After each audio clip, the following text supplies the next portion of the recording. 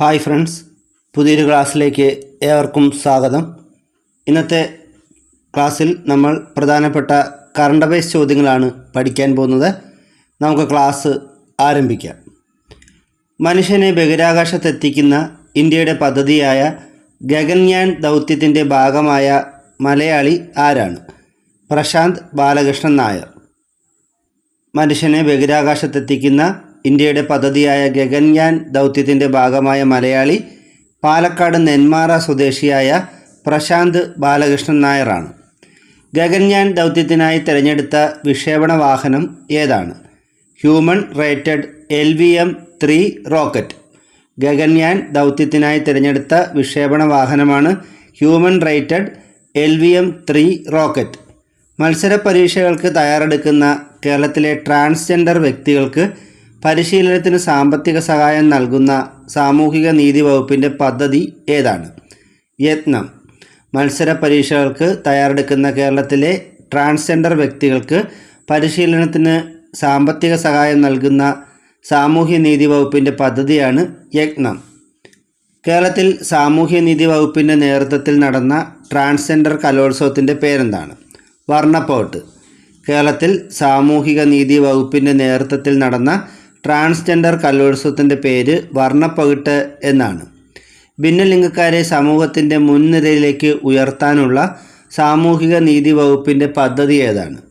മഴവില്ല്.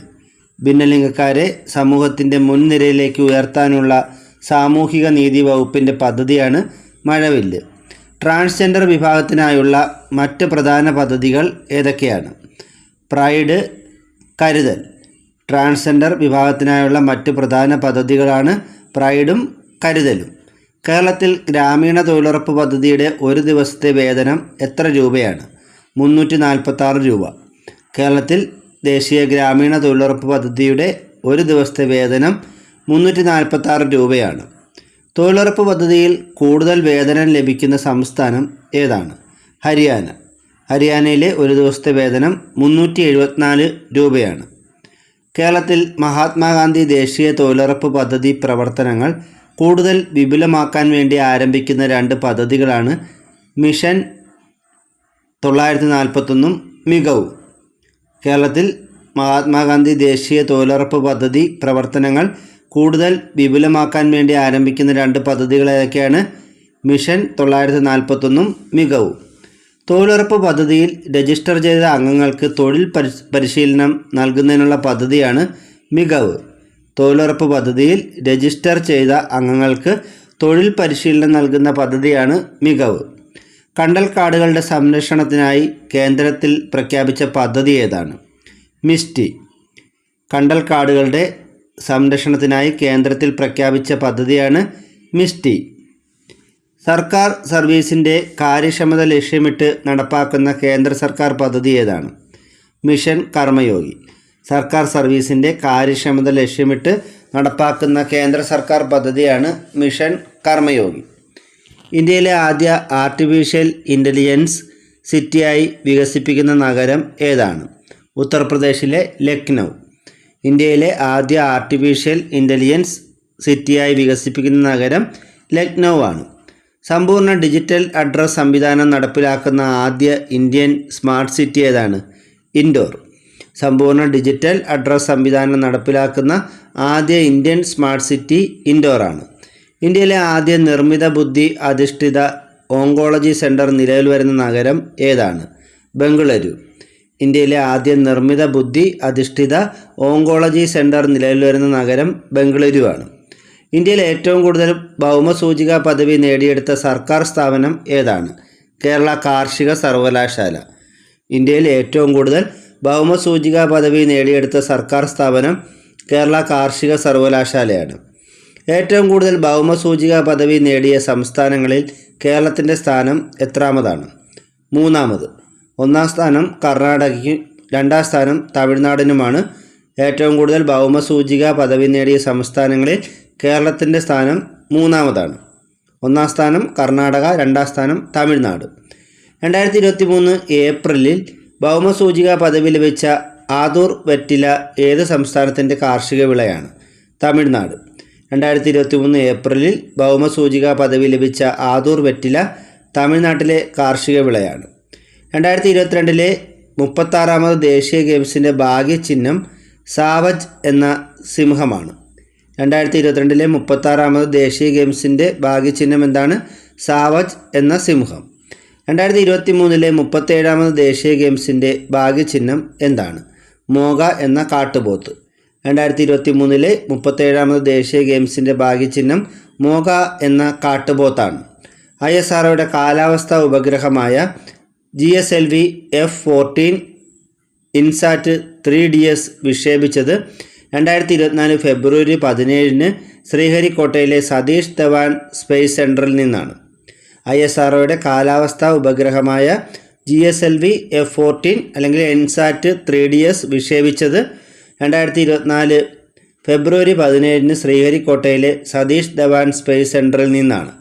Polo കളിക്കാരൻ്റെ 120 അടി ഉയരമുള്ള പ്രതിമ 2023 ജനുവരി 6 കേന്ദ്ര ആഭ്യന്തരമന്ത്രി അമിത്ഷാ അനാച്ഛാദനം ചെയ്തത് എവിടെയാണ്? ഇംഫാൽ. പോളോ കളിക്കാരൻ്റെ 120 അടി ഉയരമുള്ള പ്രതിമ 2023 ജനുവരി 6 കേന്ദ്ര ആഭ്യന്തരമന്ത്രി അമിത്ഷാ അനാച്ഛാദനം ചെയ്തത് മേഘാലയയിലെ ഇംഫാലിലാണ്. ഡോക്ടർ BR അംബേദ്കറുടെ 70 അടി ഉയരമുള്ള വിജ്ഞാന പ്രതിമ സ്ഥാപിച്ചത് എവിടെയാണ്? മഹാരാഷ്ട്രയിലെ ലാത്തൂർ. ഡോക്ടർ BR അംബേദ്കറുടെ 70 അടി ഉയരമുള്ള വിജ്ഞാന പ്രതിമ സ്ഥാപിച്ചത് മഹാരാഷ്ട്രയിലെ ലാത്തൂറിലാണ്. ഷിക്കാഗോ പ്രസംഗത്തിൻ്റെ 130ാം വാർഷിക ദിനത്തിൽ സ്വാമി വിവേകാനന്ദൻ്റെ വെങ്കല പ്രതിമ അനാച്ഛാദനം ചെയ്തത് എവിടെയാണ്? കാലടി. ഷിക്കാഗോ പ്രസംഗത്തിൻ്റെ 130ാം വാർഷിക ദിനത്തിൽ സ്വാമി വിവേകാനന്ദൻ്റെ വെങ്കല പ്രതിമ അനാച്ഛാദനം ചെയ്തത് കാലടിയിലാണ്. ഇന്ത്യയുടെ ആദ്യ ആണവ പരീക്ഷണത്തിന് 50 വർഷം തികഞ്ഞത് എന്നാണ്? 2024 മെയ് 18. ഇന്ത്യയുടെ ആദ്യ ആണവ പരീക്ഷണത്തിന് 50 വർഷം തികഞ്ഞത് 2024 മെയ് 18. അടുത്തിടെ ഹെലികോപ്റ്റർ അപകടത്തിൽ മരിച്ച ഇബ്രാഹിം റൈസി ഏത് രാജ്യത്തെ പ്രസിഡൻ്റായിരുന്നു? ഇറാൻ. അടുത്തിടെ ഹെലികോപ്റ്റർ അപകടത്തിൽ മരിച്ച ഇബ്രാഹിം റൈസി ഇറാൻ്റെ പ്രസിഡൻ്റായിരുന്നു. 2027 ഫിഫ വനിതാ ഫുട്ബോൾ ലോകകപ്പിന് ആതിഥ്യം വഹിക്കുന്ന രാജ്യം ഏതാണ്? ബ്രസീൽ. 2027 ഫിഫ വനിതാ ഫുട്ബോൾ ലോകകപ്പിന് ആതിഥ്യം വഹിക്കുന്ന രാജ്യം ബ്രസീലാണ്. ഫോബ്സ് മാസികയുടെ 2024 കണക്കുകൾ പ്രകാരം ലോകത്ത് ഏറ്റവും കൂടുതൽ പ്രതിഫലം വാങ്ങിക്കുന്ന കായിക താരം ആരാണ്? Cristiano Ronaldo. ഫോബ്സ് മാസികയുടെ 2024 കണക്കുകൾ പ്രകാരം ലോകത്ത് ഏറ്റവും കൂടുതൽ പ്രതിഫലം വാങ്ങുന്ന കായിക താരം ക്രിസ്ത്യാനോ റൊണാൾഡോയാണ്. കിഴക്കിൻ്റെ നൊബേൽ എന്നറിയപ്പെടുന്ന 2024 ഷാ പ്രൈസ് നേടിയ ഇന്ത്യൻ വംശജനായ ജ്യോതിശാസ്ത്രജ്ഞൻ ആരാണ്? ശ്രീനിവാസ് R കുൽക്കർണി. കിഴക്കിൻ്റെ നൊബേൽ എന്നറിയപ്പെടുന്ന 2024 ഷാ പ്രൈസ് നേടിയ ഇന്ത്യൻ വംശജനായ ജ്യോതിശാസ്ത്രജ്ഞൻ ശ്രീനിവാസ് R കുൽക്കർണിയാണ്. 2024 അന്താരാഷ്ട്ര ബുക്കർ സമ്മാനം നേടിയത് ആരാണ്? ജെന്നി എർപ്പൻബക്ക്. കൃതി കെയറോസ് എന്ന നോവൽ. 2024 അന്താരാഷ്ട്ര ബുക്കർ സമ്മാനം നേടിയത് ജെന്നി എർപ്പൻബെക്കിൻ്റെ കെയറോസ് എന്ന നോവലിനാണ്. ഇന്ത്യയിലെ ആദ്യത്തെ ഭരണഘടനാ പാർക്ക് ഉദ്ഘാടനം ചെയ്തത് എവിടെയാണ്? മഹാരാഷ്ട്രയിലെ പൂനെയിൽ. ഇന്ത്യയിലെ ആദ്യത്തെ ഭരണഘടനാ പാർക്ക് ഉദ്ഘാടനം ചെയ്തത് മഹാരാഷ്ട്രയിലെ പൂനെയിലാണ്. 2024 ലോക ഹൈഡ്രജൻ ഉച്ചകോടിയും പ്രദർശനവും നടന്നത് എവിടെയാണ്? നെതർലൻഡിലെ റോട്ടർഡാമിൽ. 2024 ലോക ഹൈഡ്രജൻ ഉച്ചകോടിയും പ്രദർശനവും നടന്നത് നെതർലൻഡിലെ റോട്ടർഡാമിലാണ്. 2024 മെയ് 13 മുതൽ 26 വരെ മേഘാലയയിൽ വെച്ച് ഇന്ത്യയും ഫ്രാൻസും ചേർന്ന് സംയുക്തമായി സംഘടിപ്പിച്ച സൈനിക അഭ്യാസമാണ് ശക്തി. 2024 മെയ് 13 മുതൽ 26 വരെ മേഘാലയയിൽ വെച്ച് ഇന്ത്യയും ഫ്രാൻസും ചേർന്ന് സംയുക്തമായി സംഘടിപ്പിച്ച സൈനിക അഭ്യാസമാണ് ശക്തി. അടുത്തിടെ ബംഗാൾ ഉൾക്കടലിൽ രൂപം കൊണ്ട റമൽ ചുഴലിക്കാറ്റിന് പേര് നൽകിയ രാജ്യം ഏതാണ്? ഒമാൻ. അടുത്തിടെ ബംഗാൾ ഉൾക്കടലിൽ രൂപം കൊണ്ട റമൽ ചുഴലിക്കാറ്റിന് പേര് നൽകിയ രാജ്യം ഒമാനാണ്. 77ാമത് കാൻ ചലച്ചിത്രമേളയിൽ ഗ്രാൻഡ് പ്രീ പുരസ്കാരത്തിന് അർഹമായ ഇന്ത്യൻ സിനിമ ഏതാണ്? All we imagine as light. ഈ സിനിമയുടെ സംവിധായിക പായൽ കപാഡിയാണ്. 77ാമത് കാൻ ചലച്ചിത്രമേളയിൽ ഗ്രാൻഡ് പ്രീ പുരസ്കാരത്തിന് അർഹമായ Indian cinema all we imagine as light എന്ന സിനിമയാണ്. ഈ സിനിമയുടെ സംവിധായിക പായൽ കപാഡിയാണ്. All we imagine as light എന്ന സിനിമയിൽ കേന്ദ്ര കഥാപാത്രങ്ങളെ അവതരിപ്പിച്ച മലയാളികൾ ആരൊക്കെയാണ്? കനി കുസൃതിയും ദിവ്യപ്രഭയും. All we imagine as light എന്ന സിനിമയിൽ കേന്ദ്ര കഥാപാത്രങ്ങളെ അവതരിപ്പിച്ച മലയാളികൾ കനി കുസൃതിയും ദിവ്യപ്രഭയുമാണ്. നിർമ്മിത ബുദ്ധിയിൽ പ്രവർത്തിക്കുന്ന ലോകത്തിലെ ആദ്യ നയതന്ത്ര പ്രതിനിധി വിക്ടോറിയ ഷിയാണ്. നിർമ്മിത ബുദ്ധിയിൽ പ്രവർത്തിക്കുന്ന ലോകത്തിലെ ആദ്യ നയതന്ത്ര പ്രതിനിധി വിക്ടോറിയ ഷിയാണ്. സാങ്കേതികവിദ്യ പ്രമേയമാക്കിയ മലയാളത്തിലെ ആദ്യ നോവലായ നൃത്തം എഴുതിയത് ആരാണ്? എം മുകുന്ദൻ. സാങ്കേതികവിദ്യ പ്രമേയമാക്കിയ മലയാളത്തിലെ ആദ്യ നോവലായ നൃത്തം എഴുതിയത് എം മുകുന്ദനാണ്. സുപ്രീം കോടതിയുടെ 50ാമത്തെ ചീഫ് ജസ്റ്റിസ് ആരാണ്? Justice DY Chandrachud. സുപ്രീം കോടതിയുടെ 50ാമത്തെ ചീഫ് ജസ്റ്റിസ് DY ചന്ദ്രചൂഡാണ്. മാനസിക രോഗ വിമുക്തമായവരുടെ പുനരധിവാസത്തിനായുള്ള സർക്കാർ പദ്ധതിയുടെ പേരെന്താണ്? സ്നേഹക്കൂട്. മാനസിക രോഗ വിമുക്തമായവരുടെ പുനരധിവാസത്തിനായുള്ള സർക്കാർ പദ്ധതിയാണ് സ്നേഹക്കൂട്.